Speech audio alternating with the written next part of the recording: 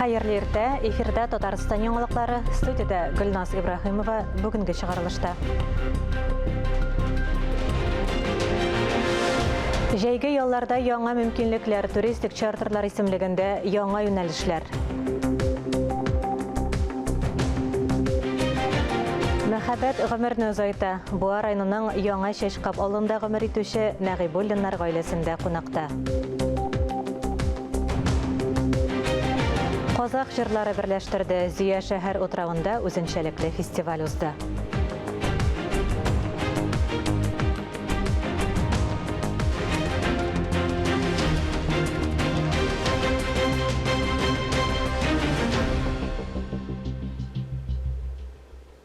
Технопарклар булдыру һәм IT белгечләрне җәлеп итү мәсьәләләре турында Татарстан Республикасы Президенты Рөстәм Миңнеханов һәм Россия фән һәм югары белем бирү министры Валерий Фальков фикер алыштылар.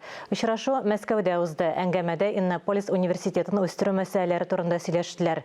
Төбәкнең Россия фән министрлыгы белән быелгы хезмәттәшлеге буенча уртак профильле программаларны һәм башка юнәлешләрне үстерү мәсьәләләрен тикшерделәр. Фәрит Мөхәммәтшин Идел буе парламентлары ассоциациясенең чираттагы утырышында катнашты. Парламентның шушы һәм башка хәбәрләре белән Алия Галиуллин таныштыра. Түбән Новгородта парламентарийлар җыелды. Катнашучыларны ил җитәкчесенең Идел буе федераль округындагы тулы вәкаләтле вәкиле Игорь Комаров сәламләде. Киңәшмәнең пленар өлешендә хезмәт җитештерүчәнлеген күтәрү, торак фондын капиталь ремонтлау темалары каралды. Закон чыгару җыеннары рәисләре быел Идел буеның 14 төбәге парламент берләшмәсенә 20 ел тулуын да искәртте. 2 ел эчендә Идел буе төбәкләре парламент рәисләре 60 тапкырдан артык җыелган, 200-дән артык мәсьәлә каралган. Төп темалар азык-төлек, куркынычсызлыгы, бюджет, социаль һәм мәгълүмати сәясәт, милләтара мөнәсәбәтләр. Закон чыгаручыларга дәүләт җитәкчесенең округтагы тулы вәкаләтле вәкиле Игорь Комаров рәхмәт белдерде. Ул билгеләп үткәнчә, профессиональ һәм битараф булмаган якын килү Идел буе закон чыгару органнарына иң катлаулы мәсьәләләрне хәл итәргә булыша. Бу юлы хезмәт җитештерүчәнлеген арттыру, күп фатирлы йортларга капиталь ремонт ясау мәсьәләләренә аерым игътибар бирелде. Игорь Комаровның әйтүенчә, бу тема федераль хакимиятның даими игътибар үзәгендә. Последние 3 года аппарат полномочного представителя неоднократно проводил проверки исполнения в регионах округа законодательства и решений главы государства по вопросам функционирования региональных систем капитального ремонта. Татарстан хезмәт җитештерүчәнлеген арттыру ил күләм проектын гамәлгә ашыру буенча Идел буе төбәкләре арасында лидерлар рәтендә. Бу өлкәдә Татарстан төбәк компетенциялар үзәге илдә иң яхшылар бишлегенә керә. Татарстан 2020 ел нәтиҗәләре буенча ил күләм проектта катнашу буенча иң актив төбәк дип танылды. Республика Дәүләт Советы рәисе көн тәртибендәге 2 тема буенча республика тәҗрибәсе белән уртаклашты. Ассоциациянең 20 еллыгы турында сөйләгәндә Фәрит Мөхәммәтшин округ закон чыгаручыларның үзара хезмәттәшлегенең яхшы коралы булдыруын билгеләп үтте. Обмениваемся мнениями, смотрим опыт, это всегда полезно его принимать. И поэтому и сегодня было много выступающих, мы тоже передали свои предложения по повестке дня. Думаю, что эта работа должна и дальше совершенствоваться и укрепляться. Утырышта яшьләр парламентлары ассоциациясын төзү турында килешүгә кул куелды. Фәрит Мөхәммәтшин ассоциацияны торгызуда һәм үстерүгә керткән зур өлеше өчен Россия президентының Идел буе федераль округындагы тулы вәкаләтле вәкиленең рәхмәт хатына лаек булды.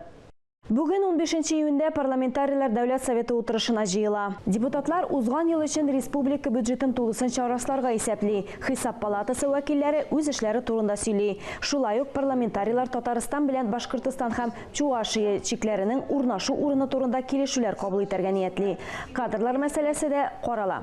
Халык ышанычлылары Олег Коробченконың вәкаләтләрен вакытыннан алда туктатырга әзерләнә. Президент аның кандидатурасын вице-премьер сәнәгать һәм сәүдә министрлыгы башлыгы вазифасына кертте.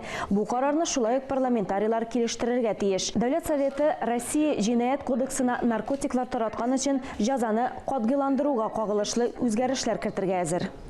Халыкны борчый торган мәсьәлә, хөкүмәт тәкъдимнәре, президент тәкъдимнәре менә бүгенге ситуациягә карап ничек иттереп халкыбызга ярдәм итәргә, ничек иттереп үзебезнең икътисадны менә шулай иттереп төрле яктан бүгенге көндә ярдәм күрсәтү мәсьәләләре. Бүген президиумда менә балалар жал бит инде каникулда хәзер. Балалар лагерьлары ничек иттереп эшли, ничек анда тәрбия бара, ничек анда аларның әйтик ашамлыклары, ризыклары, башка мәсьәләләр менә тәрбия итү бит инде лагерьда да тәрбияләү кирәк. Анда да үз-үзенә калдырып булмый булган балаларны төрле яктан карап, бүген карар кабул иттек. Дәүләт Советы утырышына гадәттәгечә парламент комитетлары да зур җаваплылык белән әзерләнде. Депутатлар, балалар һәм яшьләрнең җәйге ялын оештыру мәсьәләләрен узган елгы республика казнасы парламентларын җентекләп тикшерде. Саннарны сессияда тулысынча расларга кирәк була. Республиканың сайлау кодексына үзгәрешләр кертүдә карала. Парламент депутатлары балалар рәсем ясый 16-нчы республика конкурсында җиңүчеләрне бүләкләү тантанасында катнашты. Аны безнең телерадиокомпания партнерлар белән бергә оештырды. 4 номинация: Россия халыкларының мәдәни мирасы елы, Татарстанда цифрлаштыру елы, куркынычсыз юллар һәм мин ватанымның патриоты юнәлешләре меңләгән яшь рәссамны битараф калдырмады. Балалар илне төрле төсләрдә сурәтли, шәһәрләр, бистәләр, авыллар тормышы чагылыш таба. Гомуми күренеш бүләкләү тантанасында барлыкка килде. Бу залда республика конкурсы финалистлары иҗат өчен темаларның берсе Россиядә цифрлаштыру елы. Бу күренеш майлы буяу белән түгел, акварель белән ясалган, әби һәм гаджетлар дип атала. У меня есть две бабушки. Одна бабушка, в принципе, разбирается, а вторая, у нее нет почти гаджетов. Ей приходит моя мама и помогает ей, допустим, заплатить платежки. Быел конкурс 16-нчы тапкыр үткәрелде. Аны безнең телерадиокомпания Бердәм Россия партиясының Татарстан бүлекчәсе, Татарстан мәгариф һәм фән министрлыгы, шулай ук Татарстанның ЮХИДИ идарәсе һәм юл хәрәкәте иминлеге бюджет учреждениесе оештырды. Они поддерживают те задачи, которые есть в стране и в республике. Но это еще придумать надо так вот, чтобы так вот получилось. Они высказывают свою позицию. И я много раз говорила, вот 16-й конкурс, выступая, приветствуя участников конкурса, что дети рисуют только то, что они любят. Они любят свою страну, свою республику, и они это рисуют. Конкурс берничә ай барды. Бу вакыт эчендә безнең телеканал журналистлары бөтен Татарстанны зур шәһәрләрдән алып кече авылларга кадәр йөреп чыкты. Сюжетларда без яшь рәссамнарның киләчәген ничек күрүләрен бөтен төсләрдә дә күрсәттек. Дети, они рисуют искренне, они не стараются, они делают. Делают так, как видят нашу страну, нашу прекрасную родину. И эти работы, они стали украшениями и нашего телевизионного эфира. Получали подарки, то, что они выражали свои какие-то чувства и отношения, они же искренние, дети не умеют врать. Поэтому я считаю, подобные мероприятия, безусловно, нужно проводить. Нужно делать их ярче, интереснее, привлекать больше детей.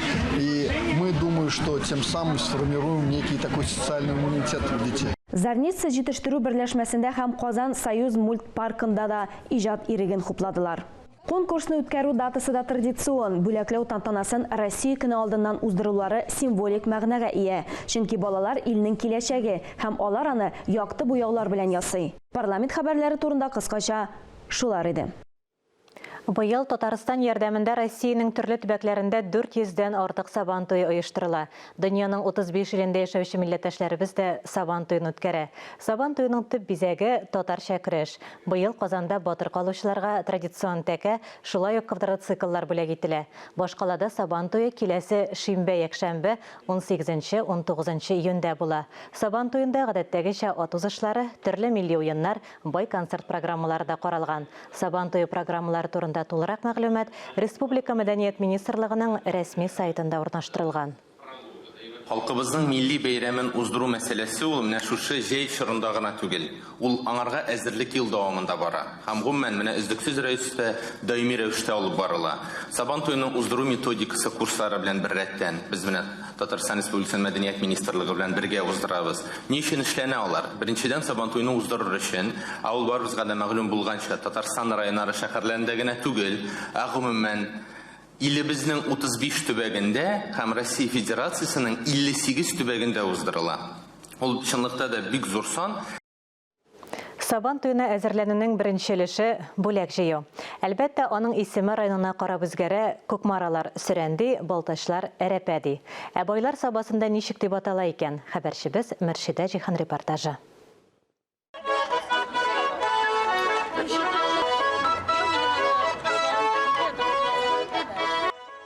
Балалар иҗат үзәге каршындагы мәйдан гөрләп тора, кызлар үзләрен, егетләр ат бизи. Әнә шулай борынгыдан калган гадәткә охшаткан булып, 21 гасырда Сабан туена бүләк җыела.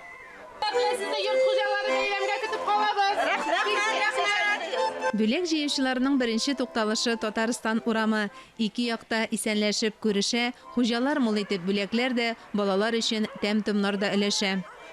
Яшьләр моны Сабан туена бүләкләр җыю дип кенә кабул итсә, өлкәннәр өчен ул бик тә кадерле хатирәләрне кузгата торган көн.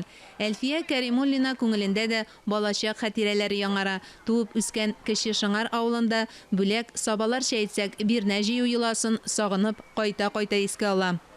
Сабан туйларны балачактан бик көтеп алабыз. Күңелләр, беләсезме, яшьлеккә кайта. Искә төшә яшьлек хатирәләре, балачак хатирәләре. Гел шулай үзебезнең, татарыбызның традицияләре дәвам итсен. Югалмасыннар. Һәр вакыт саклансыннар. Халыклар менә шушы традицияләрне саклауга омтылсын. Сабан туена бүләк җыю халкыбызның юмартлыгын, кунакчыллыгын күрсәтә. Аларның урам тутырып бер җырлап узулары гына ни тора. Әнә бит һәркем чын күңелдән үз бүләген бирергә атлыгып тора.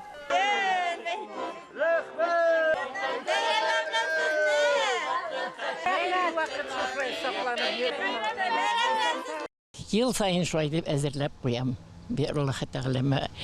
Аллаһ Тәгаләнең ризалыгы өчен.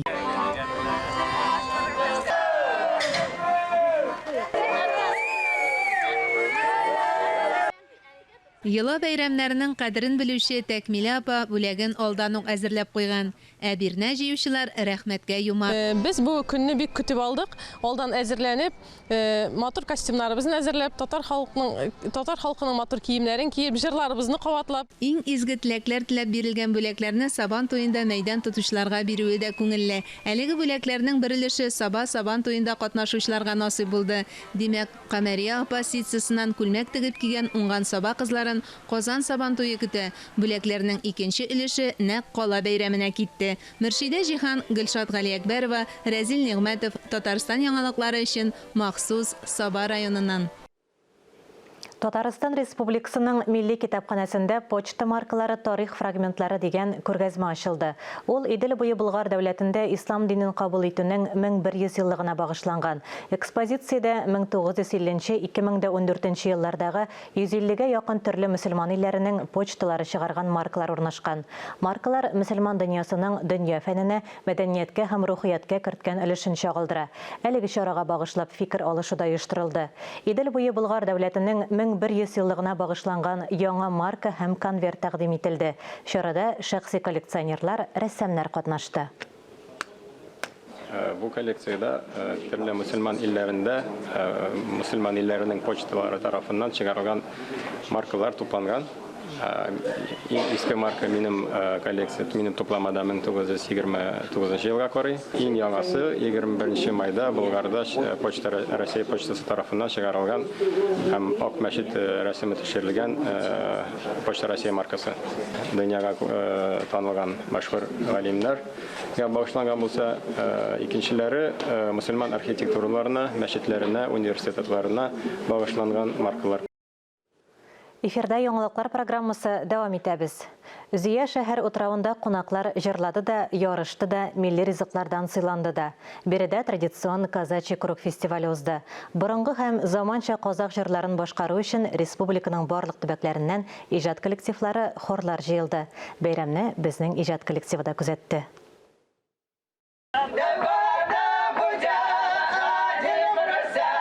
Түбән Камадан вольный распевы коллективы казачий круг фестивалендә инде 5-нче ел катнаша. Артистлар өчен бу үзенчәлекле ритмнар һәм көйләр традицияларын саклау, буыннар элемтәләрен ныгыту. И душевность, и боевой дух. Рухи көч тә, хәрби рух та биредә үзенчәлекле. Сөйләп бетереп булмый, иң яхшысы үзең җырлау. Үзиядә заманча һәм борынгы казак җырларын Мәдәният институтының күп милләтле халык хоры башкарды. Можно петь разные песни. Коллективлар бергә җыелганда, нигәдер барысы да казак җырларын җырлый башлый. Шуның сирен белмибез. Күңелле, ахәңле яңгырый. Шашка уеннары да оештырылды. Яшьләр дә, тәҗрибәле осталар да ярашты. Төрле уеннар уйнадылар, мастер-класслар узды. Казак ашларыннан сыйландылар. Круто, вообще, нереально просто. Мы решили податься уже в казаки. Очень большое удовольствие получаем. С такой душой поют, выступают. И вообще такая солнечная погода. Вообще жить прекрасно. Фестиваль елдан-ел күбрәк кешене җыя. Присутствует сегодня. Быел фестивальдә республиканың 29 районыннан иҗат коллективлары катнаша. Һәр районның фестивальне үзендә оештыру теләге бар. Ойзля Батырханова и Кислицына, Ленар Гиззатуллин, Татарстан яңалыклары. 13 яшьлек Камилгә тернәкләндерү курсын эләгү өчен битараф булмаган кешеләрдән ярдәм кирәк. Яшь ярымлык малайга аутизм диагнозы куелган. Ул сөйләшми. Гаилә кирәкле сумманың берлешен җыйган, хәзер телевизор караучылардан да ярдәм кирәк. Камил Хайруллин гаиләдә беренче һәм күптән көтелгән бала. Бала тудыру йортыннан аны сәламәт бала буларак чыгарганнар. Ел ярымга кадәр авыруы беленми. Ключевые фразы до 1,5 лет прям были. То есть просыпаясь, он кричал со спальни «ма», ну или «мам», или «марат». Йокы бүлмәсендә ятканда әйткән беренче фразалары «ма» һәм «марат» сүзе. Тик үсә төшкәч үзгәрде, сөйләшми башлады. Аңа нәрсәдер булды. Әни сүзен Камил әйтә алмаган. Табиблар малайга аутизм диагнозын куялар. Ул сөйләшми, сөйләмне аңлавында да проблемалар бар. Бу бала үсешенә тагын да күбрәк комачаулый.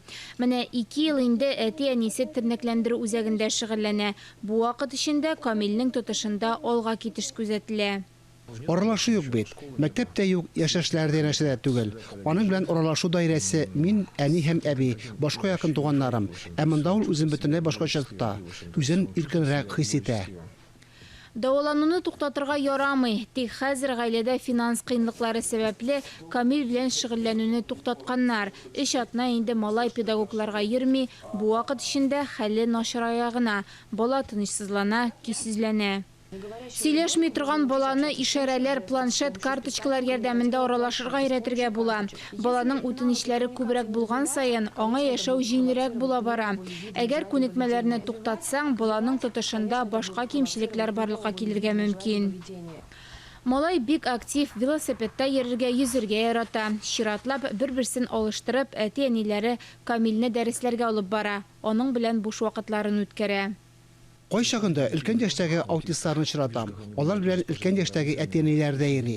Безгә вакытны югалтырга ярамый. Баланы вакытында дәвалайсым килә. Хәзер кешеләргә һәм үз балаларына башкача яшәргә мөмкинлек бирүче белгечләр бик күп бит. Камил өчен еллык дәвалау суммасы 800 мең сумга якын. Күп өлеше җыелган инде. 280 мең сум акча җитми. Аны саклык банк картасына малайның әтисе счетына күчереп була. Хәтта иң аз кертем дә Камилне дәвалауны якынайта. Әти-әнисенә баланың бәхетле киләчәгенә өмет уята. Ания Габадуллина, Александр Шмагин, Владимир Юрков, Татарстан яңалыклары.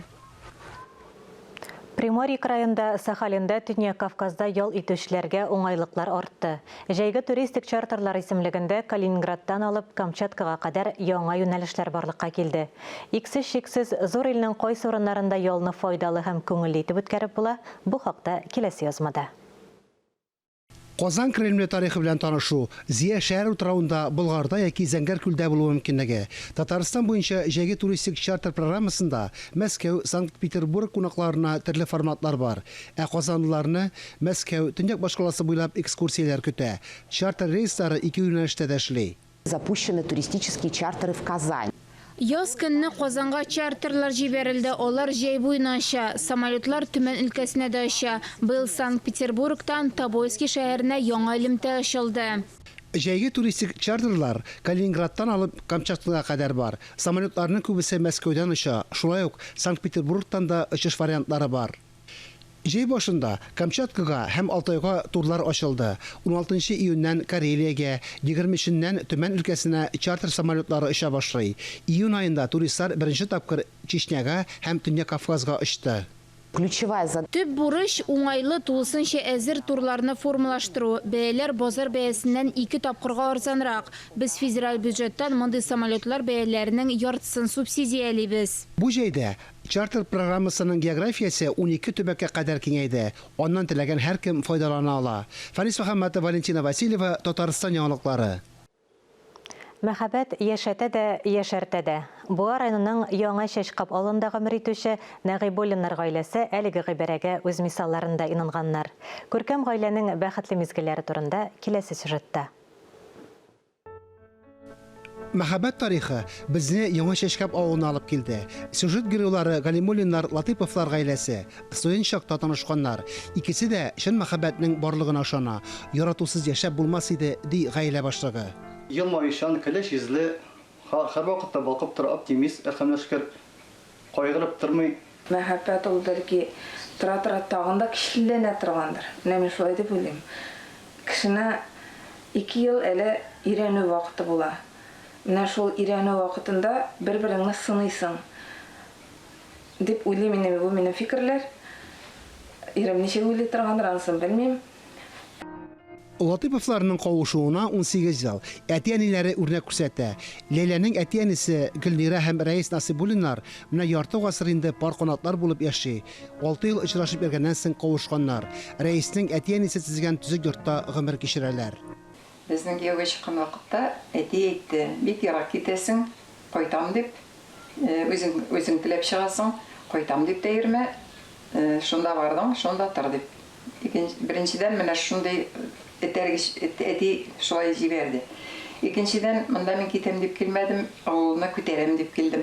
Лек бит инде шундый нәрсә иде, яшьләр авылны күтәрергә тиеш. Даже фермада эшләргә дә риза, менә шундый тәрбияләндек без. Димәк, мин шунда торам дип килдем. Аннан икенчедән Ир белән хатынның хезмәт эшчәнлеге җирле мәктәптә узган. Икесе дә укытучылар, берсе тарихтан, икенчесе математика һәм музыка фәннәреннән укыткан. Төгәл һәм сәнгать фәннәре килешкән кебек, аларның да холыклары бер-берсенә яраклашкан. Мәхәббәт икесенә дә изге кыйммәт. У меня прекрасная мама и папа. У меня прекрасная дедушка с бабушкой. Я их очень сильно люблю. Я горжусь, что у нас в семье такая творческая обстановка. Ярты гасырдан артык гомер бер мизгел кебек үтеп киткән. Нәгыйбуллиннар тормыш авырлыкларын искә төшермәй, күңелләренә кадерле иң якты мизгелләр генә хәтердә саклана. Бер елдан соң лаеклы ялга чыгып, менә инде хәзер үзебез өчен үзебез яшибез. Хөкүмәткә дип түгел, хөкүмәткә биргәннән әзрәк файдаланып, рәхәтен күрәбез дип әйтсәк тә ярый. Мәчеткә йөрим, Аллаһка шөкер. Менә шулай үзебезнең инде киләчәккә әзрәк кенә ахири тормышка әзерләнәбез дип әйтсәк тә дөрес булар. Гаилә династия сияткәрләрен кадерләп саклыйлар. Алар өчен буыннар чылбырын таштырган традицияләр, гырыф-гадәтләр изге санала. Тарих серләрен саклаган бер гасырлык самавыр 4 буынны берләштерә. Зур гаилә белән бу табын артына яшь җыйралар. Барлык бәйрәмнәрне бергә үткәрәләр. Бер-берсенә карата мәхәббәт һәм хөрмәт буыннан буынга күчә. Язмыш кайсы якка гына борылмасын, һәр кайсына иң кадерлесе, иң якыны булып гаилә тора. Фанис Мөхәммәтов, Гүзәл Зәйнәкова, Ленар Гизатуллин, Татарстан яңалыклары, Буа районы. Әлеге сәгатькә шундый яңалыклар иде. Берничә минуттан эфирыбызны хәерле көн Татарстан тапшыруы дәвам итә. Ә без яңалыклар иҗат төркеме бүгенгә саубуллашабыз. Үзегезне һәм якыннарыгызны саклагыз. Сау-сәламәт булыгыз.